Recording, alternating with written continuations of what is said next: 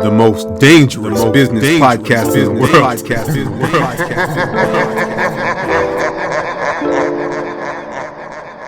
Entrepreneurs and ambitious people, if you want to build a powerful, profitable, impactful business, if you want to study and fall in love with the process, if you want to acquire the skills, habits, and determination you need to level up in business and in life, that's fantastic because I'm working on the same thing.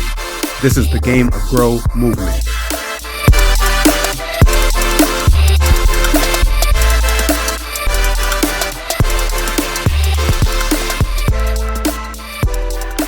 We back, welcome back. This is episode 2, and we made it. You are now listening to the Game of Grow podcast, and I'm your host, Muoyo Okome. This is episode 2 of the world's most dangerous business podcast. It doesn't matter where you start or where you are right now. Where are you trying to go? Who do you need to become to get there? And what is the price you're willing to pay to get there? Are you willing to take that challenge and grow? So, before we dive into today's topic, have a great topic for the day, let's tackle a little thing that I like to call the review of the day. This is going to be a brief segment where I grab one of the most recent reviews that I like and I feature it on the podcast. And this is my little way of saying thank you because listen, here we're underdogs in the podcasting world. We don't have huge budgets. We don't have big influencer marketing like some of these other shows. This is grassroots.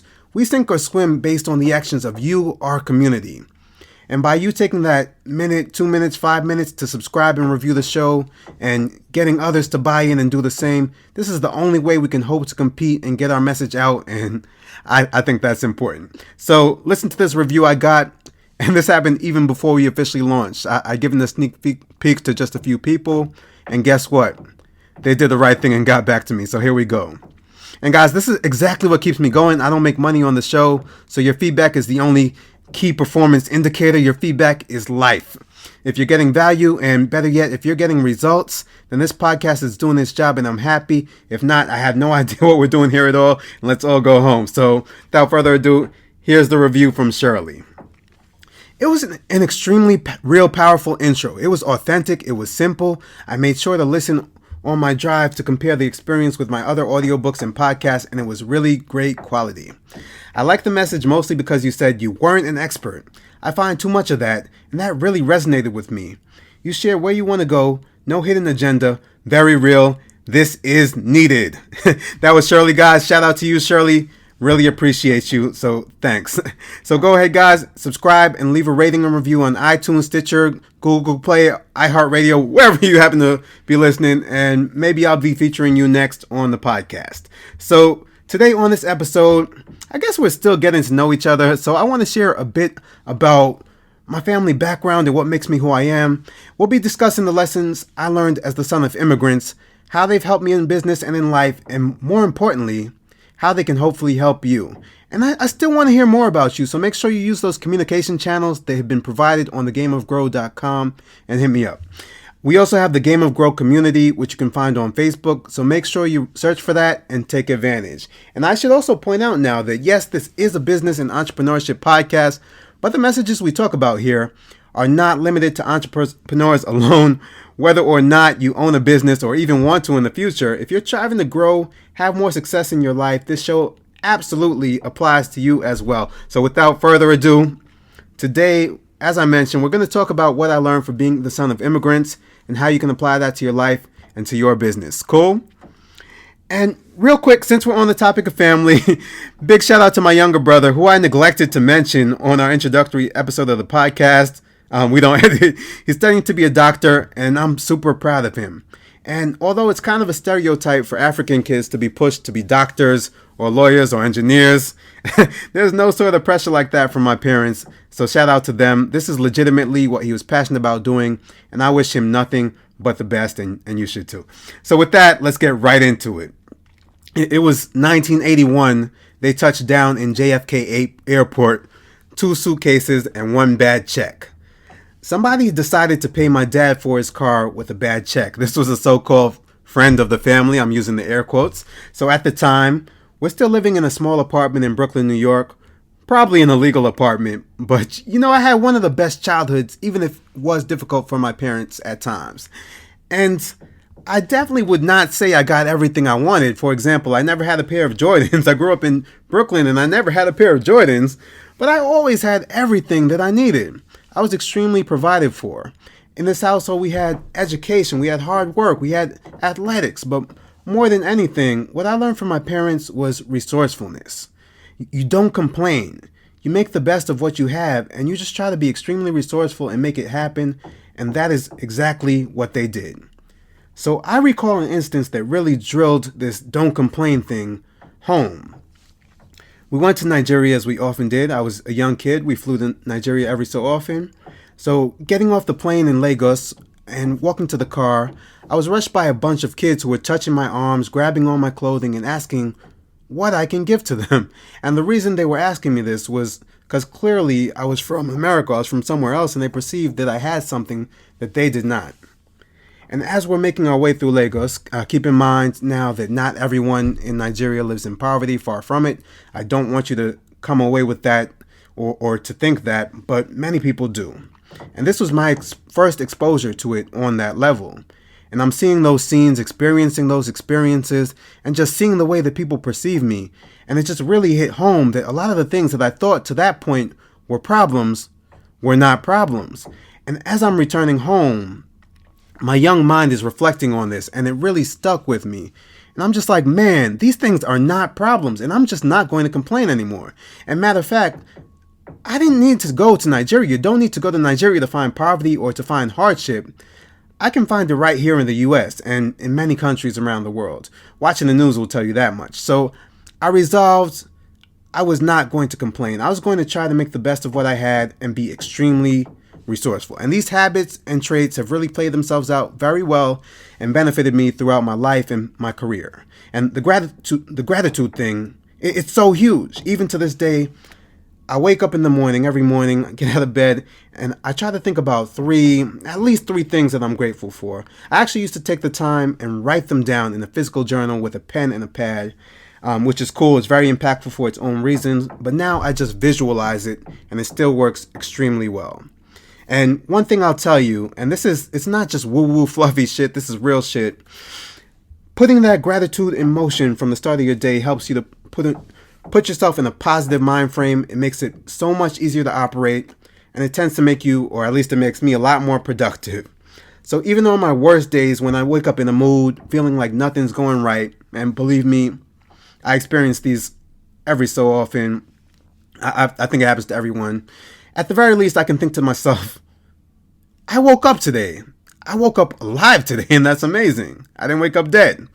I have my health. I have my legs. I can go to the bathroom and turn on the water and it runs. That is amazing. I can afford food. I have a roof over my head. And a lot of this might be corny or cliche, but if you really start to think about it, or you stop to think about it, it's real. And a lot of the time, we don't appreciate some of the most amazing things until we don't have them anymore, until we lose a friend or a family member, or we take a hit to our health or miss a check. And I can keep on going. You kind of get the point. And I'm not here to preach, but practicing gratitude is amazing and it has very tangible benefits. So I want to challenge you, just give it a try. If you don't already do this, give it a try for 3 weeks and then hit me up and let me know your results with it, how it's going for you. So at Game of Grow everywhere on every social network, or the Game of Grow community on Facebook, gameofgrow.com, you know where to find me. Moving right along. So in terms of the resourcefulness aspect, one really concrete example I'll give you, people ask me all the time, and I tell this story a lot, to be fair. Hey, I want to be an entrepreneur. I want to go full time. How do I get funding? How do I find investors that will invest in me? So here's the trick. And you probably heard this if you heard me talk for a little bit more than a bit. I invested in myself. And this all came about because of resourcefulness. Now, when I first got my first job out of business school, this was my first time making over 6 figures, making $100,000, which was amazing to me. Some of you might be saying, wow, that's a solid salary. That's good money. Some of you might be saying, well, that's not a lot of money at all. Well, neither one's right. It's all about perspective. But to me, it was a lot of money. I'd never seen more money in my life. And rather than step up my cost of living, my standard of living, get a really fly apartment like many of my peers, I decided to keep it, decent but basic. And I still get made fun of by some of the people that are close to me for the apartment that I chose. I lived in a simple but nice townhouse. It was an older townhouse. I was spending a lot less for this apartment than many of my peers. And there were certainly some sacrifices that came with that. I'm not saying that there weren't. But what this allowed me to do, which I thought was important, was to put money away every single month, which allowed me more freedom when things got difficult at my job. And I knew that I needed to leave and do something different. I had the money to invest in online courses, invest in the courses that were going to help my mind, help my mindset, help my skills, and help me to advance myself. I had the money to invest in my business before my business had the revenue that would invest back into my business. So, yeah, things got difficult at work. Sometimes things suck, but I was still grateful for the check that the job was giving me. I thank God for that every single week, and I try not to complain and instead just stay focused on solutions. Every Friday would come around at that job, and I'd often say to myself, I had no idea what we're doing here or how we're making money around here. I don't really like it here, but thank God for this check. Because I knew, maybe they didn't know, but I knew that they were investing in my future business, and that was huge. So in every situation that I'm faced with, if I don't like what's going on, rather than fix my mouth to complain, I try to figure out what I can do about it. And if I don't want to do something about it, which is sometimes the case, then I gotta let it go. So I really want to thank my immigrant parents for teaching me how to be grateful, how to be resourceful, how to have grit, and how to just make things happen. And maybe this is how other parents operate too. I have no idea. I can only speak from experience. And come to think of it, as I tell this story more and more, I'll hear from people who really resonate with it and say, yeah, you know what? I learned the same lessons growing up in my households. Some grew up in America. Some come from various countries around the world. So maybe it's more of a common story than I would have you believe. So anyway, I'd love to know, what's the biggest lesson that you've learned from your parents? So guys, make sure to sign up for the mailing list at gameofgrow.com. And if and only if you received great value from this episode, I want to ask that you pay the fee, which is, in addition to you subscribing and leaving a review, the single biggest thing that you can do to say thanks and help us to reach more people.